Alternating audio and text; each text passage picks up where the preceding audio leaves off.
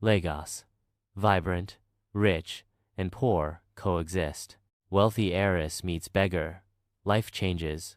But what happens when an act of kindness comes with a hidden cost? Bola, a spirited young woman with dreams as grand as the skyscrapers of Lagos, lived a life drenched in privilege.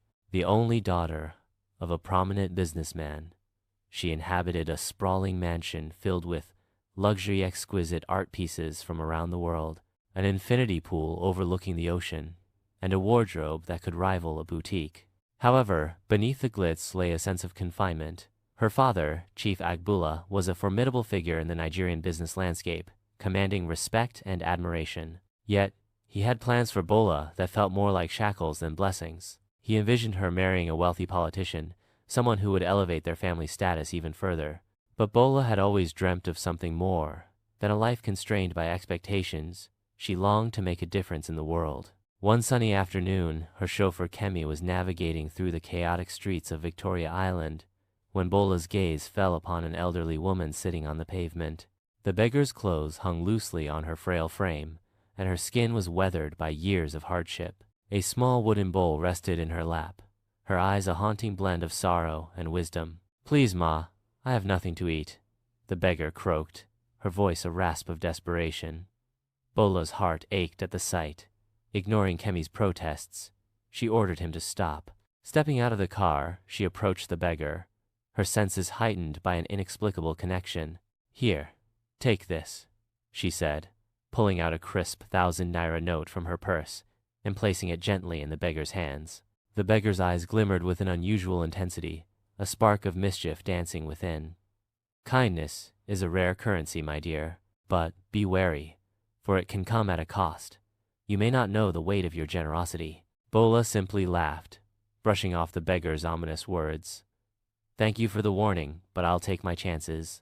With a light heart, she turned to rejoin Kemi, feeling as if she had made a small but meaningful difference in someone's life. Days turned into weeks, and Bola couldn't shake the memory of the beggar from her mind. She found herself returning to that street corner, hoping to see the woman again, but she never did.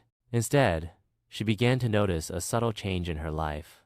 One morning, as she stood before her ornate mirror, preparing for a charity gala, she realized she could barely see the intricate details of her gown. The world around her became increasingly blurred, and panic washed over her. "What is happening to me?" she gasped, feeling the weight of despair settle on her shoulders. Desperate for answers, she visited the best doctors in Lagos. Specialists in ophthalmology examined her, yet no one could explain her sudden blindness. Her father threw money at the problem, acquiring the best medical professionals available, but to no avail. Bola felt trapped in her own body, unable to escape the pervasive darkness that enveloped her. As the days dragged on, her isolation deepened. Friends who had once surrounded her faded away, unsure of how to deal with her sudden affliction. A once vibrant social life turned into a hollow existence within the confines of her home. The loneliness gnawed at her spirit, and she felt as if she were disappearing, much like the beggar she had tried to help. Desperate, Bola sought the help of Mama Ifeoma, a local herbalist known for her knowledge of mystical arts and traditional healing. With a reputation for wisdom that transcended the ordinary, Mama Ifeoma was rumored to possess secrets that could unravel even the most perplexing curses. When Bola arrived at the small, dimly lit hut, adorned with colorful fabrics and fragrant herbs, she felt an overwhelming sense of both hope and fear. Mama Ifeoma listened intently as Bola recounted her story, her eyes narrowing with recognition. "The beggar you spoke of, she is no ordinary woman," Mama Ifeoma said, her voice steady yet filled with gravity. "She is a witch, and your act of kindness has invoked her wrath.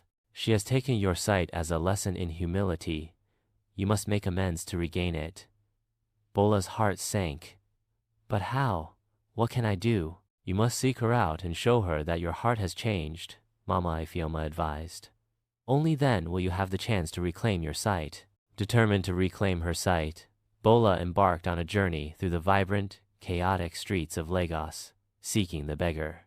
With each step, she navigated the labyrinth of humanity that was both overwhelming and enlightening. She visited local markets bustling with life, spoke to street vendors selling everything from freshly fried plantains to colorful fabrics, and listened to the stories of countless people, each one revealing the struggles and triumphs of the city. As she learned more about the lives of the less fortunate, Bola began to appreciate the strength and resilience of those she once overlooked. She met a woman who had lost her husband to illness and now cared for 3 children alone. Another man, a former street musician, shared tales of how music had once given him hope in the darkest times. Each encounter chipped away at the walls of her privilege, revealing the raw beauty and pain of human experience. Bola organized charity events, using her family's wealth to provide food, education, and healthcare to the impoverished communities she encountered. She worked alongside volunteers, cooking meals in makeshift kitchens, and distributing clothes to those in need. Each act of kindness brought her a step closer to understanding the true essence of compassion. Yet, despite all her efforts, the beggar remained elusive. Each night, as she returned to her empty mansion, the darkness felt heavier, a stark reminder of her loss. The lavish surroundings felt suffocating, and she longed for the simplicity of the streets she had come to love. After months of searching, Bola found herself back at the same street corner where it all began. The same sounds of laughter and chatter surrounded her, but her heart raced with anticipation and fear. There, in the same spot, sat the beggar, her eyes glinting with the wisdom of ages. "I have come to apologize," Bola said, her voice trembling. "I didn't understand the weight of my actions. I want to make things right." The beggar studied her intently, a flicker of amusement dancing across her lips. "And what have you learned, rich girl?" Bola took a deep breath, her heart pounding. "I've learned that wealth means nothing if it blinds you to the suffering of others. I want to help, truly help, not just as an obligation, but as a genuine act of kindness." The beggar's expression softened, and she nodded slowly. "You have passed the test. Your blindness was not a curse, but a gift, a chance for you to see the world anew. Return to me tomorrow, and you shall have your sight." Bola left the corner, her heart swelling with hope. She realized that she had been reborn, not just as a wealthy heiress, but as a woman with a purpose. The streets of Lagos, once mere pathways to her privilege, had transformed into avenues of learning and connection. The following day, Bola returned to the beggar, who held a small, shimmering vial filled with a golden liquid. "Drink this, and you will regain your sight. But remember, true vision comes from the heart." Bola took the vial, her hands trembling with anticipation, and drank. Instantly, the world around her flooded back into focus. Colors burst forth, and she could see clearly for the first time in months. Tears streamed down her cheeks as she looked at the beggar, a sense of gratitude enveloping her. "Thank you," she whispered, her voice choked with emotion. "I promise to honor this gift." The beggar smiled, a rare warmth spreading across her weathered face. "Go forth and live with your eyes wide open. The world is full of stories waiting to be told, and now you have the power to change them." As Bola walked away, empowered by her experiences, she vowed to continue her charitable work, transforming her family's legacy into one of compassion and change. She founded a non-profit organization aimed at providing education and resources to underprivileged children, ensuring that they had opportunities she had once taken for granted. Her life became a tapestry woven with the stories of those she helped. She organized educational programs, created scholarships, and even opened a community center where children could learn, play, and dream. Each initiative bore the mark of her newfound understanding of kindness and respect for the struggles of others.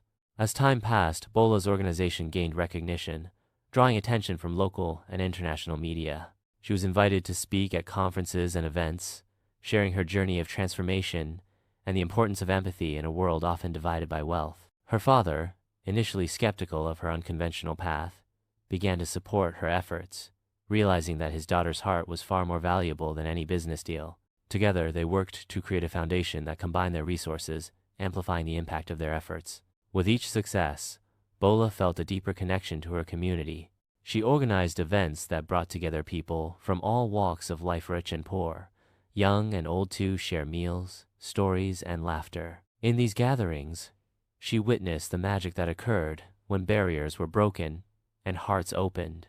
Yet, amidst the joy, Bola remained grounded in the lessons she had learned. She often returned to the street corner where it all began, hoping to catch a glimpse of the beggar who had set her on this path. Though she never saw her again, the old woman's presence lingered in Bola's heart, a guiding force in her quest for purpose. One fateful evening, as Bola stood on the balcony of her community center, watching children play in the warm glow of the setting sun, she felt a wave of gratitude wash over her. She realized that the journey she had embarked upon was not just about regaining her sight, it was about seeing the world through the lens of compassion. As she turned to address the gathered families, she spoke from her heart. In a world that often seems divided by wealth and privilege, let us remember that kindness is the true currency that binds us together. Let us open our eyes to the stories of those around us and choose to walk hand in hand toward a brighter future. And so, dear viewers, as we conclude this tale of kindness and redemption, remember that true wealth lies not in material possessions, but in the ability to see, understand, and help those around you. Thank you for joining us on this journey, and may your hearts be open to the world. Choose kindness, for it is a currency that enriches us all.